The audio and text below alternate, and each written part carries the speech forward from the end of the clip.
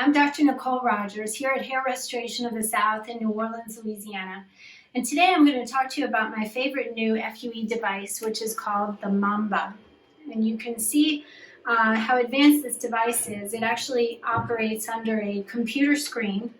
And what makes it so different from the other devices on the market is that it allows us to have very sophisticated controlling over not only the rotation of the handpiece, but also the oscillation, which is the back and forth movement of the handpiece, and then the final stage of vibration, which basically allows us to just jiggle the base of that follicular unit in order to release it from that subcutaneous tissue and to help minimize any tethering and any kind of traumatic pulling on that graft.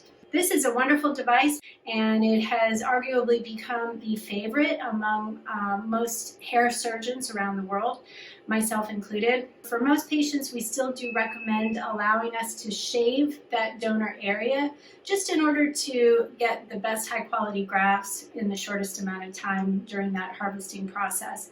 But for smaller cases, say we're doing an eyebrow transplant and the patient maybe is a female, has long hair, doesn't want us to shave the donor area, the long hair aspect of this Mamba device can be very helpful.